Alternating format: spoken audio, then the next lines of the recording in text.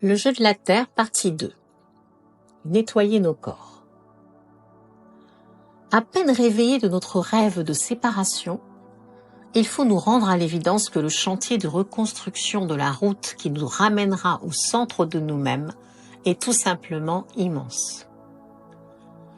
Non seulement nous découvrons que nous avons des corps subtils, c'est-à-dire des enveloppes invisibles qui entourent nos corps physiques, mais en plus que ces enveloppes invisibles sont parasitées, voire blessées.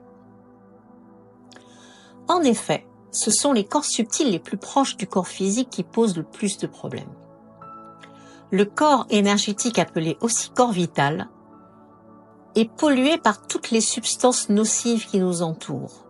La pollution de l'air qui dénature ce que nous respirons, la pollution électromagnétique qui brouille nos connexions subtiles, la pollution des sols qui affecte notre alimentation remplie d'OGM et de pesticides, et enfin la pollution des eaux, alors que l'eau nous est essentielle comme support d'échange d'informations subtiles. Nous sommes plongés dans une ambiance qui va à l'encontre du développement de la vie et du développement de notre connexion intime avec l'unité.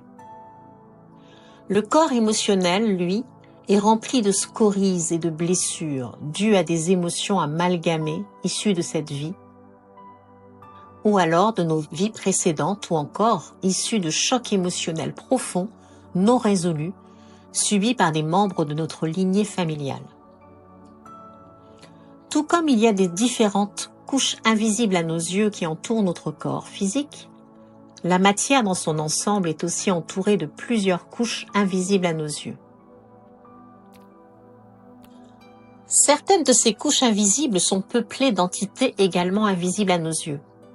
Parmi ces différentes entités, certaines se nourrissent de nos énergies négatives, comme la tristesse, la dépression, la jalousie, les plaintes, les addictions, et j'en passe.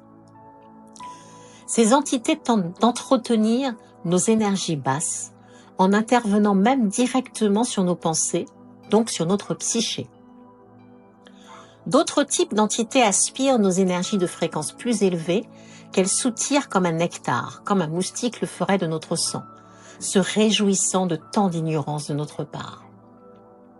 Effectivement, elles ont raison, car tant que nous resterons obnubilés par la matérialité, nous ne nous soucions pas de comprendre comment fonctionne la couche invisible, toute proche pourtant, de notre plan matériel, cette couche qui se nomme le plan astral.